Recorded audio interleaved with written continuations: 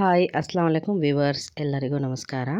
ನಾನಿವತ್ತು ನಿಮಗೆ ಮುಸ್ಲಿಮ್ಸ್ ಮದುವೆಗಳಲ್ಲಿ ಚಿಕನ್ ಗ್ರೇವಿ ಮಾಡ್ತಾರಲ್ವ, ಅದನ್ನು ತೋರಿಸ್ಕೊಡ್ತಾ ಇದ್ದೀನಿ. ತುಂಬ ಈಸಿಯಾಗಿ ನೀವು ಮನೆಯಲ್ಲೇ ಮಾಡ್ಕೋಬಹುದು. ನೋಡಿ, ಮೊದಲಿಗೆ ಒಂದು 600 ಗ್ರಾಮ್ ಚಿಕನ್ ತೊಗೊಂಡಿದ್ದೀನಿ ನಾನು. ಮತ್ತು ಇದಕ್ಕೆ ಶುಂಠಿ ಬೆಳ್ಳುಳ್ಳಿ ಪೇಸ್ಟನ್ನ ಹಾಕಬೇಕಾಗುತ್ತೆ. 1 ಸ್ಪೂನ್ ಶುಂಠಿ ಬೆಳ್ಳುಳ್ಳಿ ಪೇಸ್ಟ್ ಸಾಕಿದಕ್ಕೆ, ಜಾಸ್ತಿ ಬೇಡ. ಯಾಕಂದರೆ ಇದು 600 ಗ್ರಾಮ್ ತೊಗೊಂಡಿರೋದ್ರಿಂದ, ಮತ್ತು ಗ್ರೇವಿಗೂ 1 ಸ್ಪೂನ್ ಹಾಕಬೇಕಾಗುತ್ತೆ. ಹಾಗಾಗಿ ಇದು ಮ್ಯಾರಿನೇಷನ್ಗೋಸ್ಕರ ಮಾಡ್ತಾಯಿದ್ದೀನಲ್ವ, ಹಾಗೆ ಅರ್ಧ ಸ್ಪೂನ್ ಉಪ್ಪು ಹಾಕಿ ಇದಕ್ಕೆ. ಅರ್ಧ ಸ್ಪೂನ್ ಸಾಕು, ಯಾಕಂದರೆ ಮತ್ತೆ ಗ್ರೇವಿಗೂ ಕೂಡ ಹಾಕಬೇಕು, ಜಾಸ್ತಿ ಹಾಕಬೇಡಿ.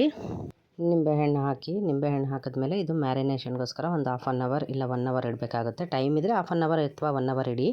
ಟೈಮ್ ಇಲ್ಲ ಅಂತ ಅಂದರೆ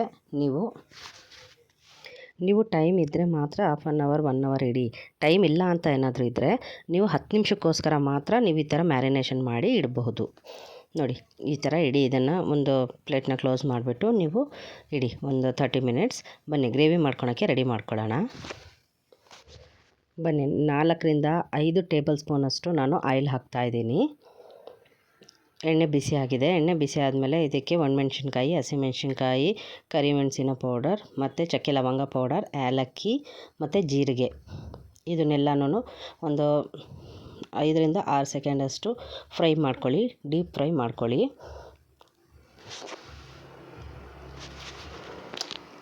ಎಣ್ಣೆ ಜಾಸ್ತಿ ಬಿಸಿ ಮಾಡ್ಕೋಬೇಡಿ, ತುಂಬ ಲೈಟಾಗಿ ಬಿಸಿ ಇದ್ದರೆ ಸಾಕು, ಇಲ್ಲಾಂದರೆ ಅದು ಸೀದೋಗೋ ಚಾನ್ಸಸ್ ಇರುತ್ತೆ. ಹಾಗಾಗಿ ನೋಡಿ, ಇದು ಫ್ರೈ ಆಗ್ತಾಯಿದೆ. ಇದು ಫ್ರೈ ಆದಮೇಲೆ 3 ಮೀಡಿಯಮ್ ಸೈಜ್ ನಾನು ಈರುಳ್ಳಿನ ತೊಗೋತಾ ಇದ್ದೀನಿ. ಅದನ್ನು ಕೂಡ ಡೀಪ್ ಫ್ರೈ ಮಾಡ್ಕೋಬೇಕು. ಇದರಲ್ಲಿರೋ ನೀರಿನಂಶ, ಅಂದರೆ ಈರುಳ್ಳಿಲಿ ನೀರಿನಂಶ ಇರುತ್ತಲ್ವ, ಆ ನೀರಿನಂಶ ಹೋಗೋವರೆಗೂ ಈ ಥರ ಡೀಪ್ ಫ್ರೈ ಮಾಡ್ಕೊಳ್ಳಿ. ನೋಡಿ, ಇದು ಜಾಸ್ತಿ ಬ್ರೌನ್ ಆಗೋದು ಬೇಡ, ಮೀಡಿಯಮ್ಮಾಗಿ ಲೈಟ್ ಬ್ರೌನ್ ಆದರೆ ಸಾಕು. ಮೀಡಿಯಮ್ ಸೈಜ್ ಟೊಮೆಟೊ ಹಣ್ಣು ಕೂಡ ನಾನು ಸಣ್ಣದಾಗಿ ಹೆಚ್ಕೊಂಡು ಇದನ್ನು ಅದಕ್ಕೆ ಹಾಕ್ಬಿಟ್ಟು ಕ್ಲೀನಾಗಿ ಡೀಪ್ ಫ್ರೈ ಮಾಡ್ತಾಯಿದ್ದೀನಿ. ನೋಡಿ, ನೀರು ಹಾಕಬಾರ್ದು, ಆ ಎಣ್ಣೆಯಲ್ಲೇ ಡೀಪ್ ಫ್ರೈ ಆಗಬೇಕು ಇದು. ನೋಡಿ, ಎಲ್ಲ ರೆಡಿಯಾಗಿದೆ, ಡೀಪ್ ಫ್ರೈ ಆಗಿದೆ. ನೋಡಿ, ಇವಾಗ ಮ್ಯಾರಿನೇಷನ್ಗೆ ಇಟ್ಟಿದ್ವಲ್ಲ ನಾವು ಚಿಕನ್ನು, ಆ ಚಿಕನ್ನ ಇದಕ್ಕೆ ಹಾಕಬೇಕಾಗುತ್ತೆ. ಅದರಲ್ಲಿ ನೀರು ಬಿಟ್ಕೊಂಡಿರುತ್ತೆ ಆ ಚಿಕನಲ್ಲಿ, ಅದನ್ನು ಹಾಕಕ್ಕೆ ಹೋಗಬೇಡಿ. ಬರೀ ಚಿಕನ್ ಮಾತ್ರ ತೆಗೆದುಬಿಟ್ಟು ಹಾಕಿ. ನೋಡಿ, ಇದನ್ನು ಕೂಡ ನೀಟಾಗಿ ಮಿಕ್ಸ್ ಮಾಡಿ. ಚಿಕನ್ ಹಾಕಿದಾಗಲೂ ಕೂಡ ನೀವು ನೀರು ಹಾಕೋ ಹಾಗಿಲ್ಲ. ಇವಾಗ ನೀವು ಪ್ಲೇಟ್ನ ಕ್ಲೋಸ್ ಮಾಡಿ ಒಂದು 1 ನಿಮಿಷ ಇದನ್ನು ಡೀಪ್ ಫ್ರೈ ಆಗೋಕ್ಕೆ ಬಿಡಿ ಅದರಲ್ಲೇ. ನೋಡಿ, ಈ ಥರ ಎಣ್ಣೆಯಲ್ಲಿ, ಇದು ಎಷ್ಟು ಎಣ್ಣೆಯಲ್ಲಿ ಫ್ರೈ ಆಗುತ್ತೋ ಅಷ್ಟು ಒಳ್ಳೆಯದು, ಅಷ್ಟು ಟೇಸ್ಟ್ ಬರುತ್ತೆ. ಇವಾಗ ನೋಡಿ, ಹೇಳಿದ್ನಲ್ಲ ಗ್ರೇವಿಗೂ ಕೂಡ ನಾನು ಶುಂಠಿ ಬೆಳ್ಳುಳ್ಳಿ ಪೇಸ್ಟ್ ಹಾಕಬೇಕು ಅಂತ. ಇದಕ್ಕೆ ಕೂಡ 1 ಸ್ಪೂನಷ್ಟು ಶುಂಠಿ ಬೆಳ್ಳುಳ್ಳಿ ಪೇಸ್ಟನ್ನ ನೀವು ಹಾಕಿ. ಆವಾಗಲೇ ಮ್ಯಾರಿನೇಷನ್ಗೆ 1 ಸ್ಪೂನ್ ಹಾಕಿದಿರಿ, ಗ್ರೇವಿಗಂತ 1 ಸ್ಪೂನ್ ಹಾಕಿದ್ದೀರಾ. ಇದನ್ನು ಕೂಡ ಮಿಕ್ಸ್ ಮಾಡಿ. ಇದು ಎಣ್ಣೆಯಲ್ಲೇ ಫ್ರೈ ಆಗಲಿ ನೀಟಾಗಿ. ನೋಡಿ, ಈ ಥರ ನೀರು ಹಾಕಿದ್ದಕ್ಕೆ ಒಂದು 1 ಸ್ಪೂನ್ 1.5 ಸ್ಪೂನಷ್ಟು ಖಾರದ ಪುಡಿ ಕೂಡ ಹಾಕಿ. ಸಾಕು, ನಿಮ್ಗೆ ಎಷ್ಟು ಖಾರ ಬೇಕೋ ಅಷ್ಟು ಹಾಕ್ಕೊಂಡ್ರೆ ನಡೆಯುತ್ತೆ. ಮತ್ತು ಇದಕ್ಕೆ ಧನಿಯಾ ಪೌಡರ್ನ ಹಾಕಿ, 2 ಸ್ಪೂನಷ್ಟು ಧನಿಯಾ ಪೌಡರ್ ಹಾಕಿ ಇದಕ್ಕೆ. ಮತ್ತು ಅರಿಶಿನ ಪುಡಿ, ಇದಕ್ಕೆ ಒಂದು ಅರ್ಧ ಸ್ಪೂನಷ್ಟು ಅರಿಶಿನ ಪುಡಿನ ಹಾಕಿ.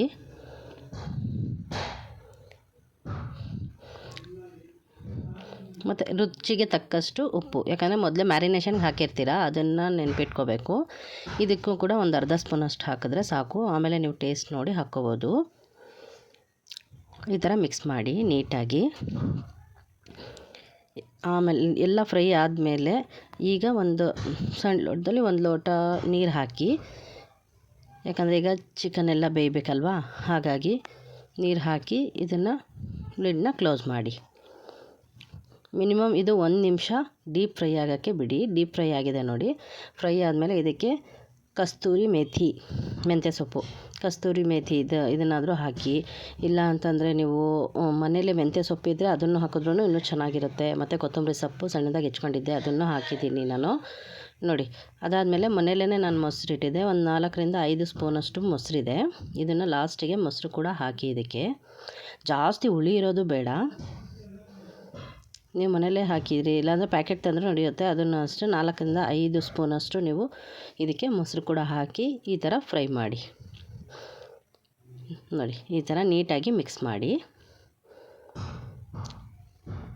ಇದನ್ನು ಮತ್ತೆ ಕ್ಲೋಸ್ ಮಾಡಿ ಮತ್ತೊಂದು ಸ್ವಲ್ಪ ನೀವು ಏನಾದರೂ ಕುಕ್ಕರಲ್ಲಿ ಮಾಡ್ತಾಯಿದ್ದೀನಿ ಅನ್ನೋ ಹಾಗೆ ಏನಾದರೂ ಇದ್ದಿದ್ದರೆ 1.5 ಲೋಟ ಅಷ್ಟು ನೀರು ಹಾಕಿಬಿಟ್ಟು ಇದನ್ನು ಒಂದು ವಿಜಿಲ್ ಅಥವಾ 2 ವಿಜಿಲ್ಗೆ ನೀವು ಆರಾಮಾಗಿ ಇದನ್ನು ಮಾಡ್ಬೋದಾಗಿತ್ತು. ಬಟ್ ನಾನು ಇದು ಕಡಾಯಿನಲ್ಲಿ ಮಾಡ್ತಾ ಇರೋದ್ರಿಂದ ನಾನು ಹಾಗೆ ಸ್ವಲ್ಪನೇ ಹಾಕಿ ನೋಡಿಬಿಟ್ಟು ಹೇಗಿದೆ ಕನ್ಸಿಸ್ಟೆನ್ಸಿ ಹೇಗಿದೆ ಅಂತ ನೋಡಿಬಿಟ್ಟು ನಾನು ಹಾಕ್ತಾಯಿದ್ದೀನಿ.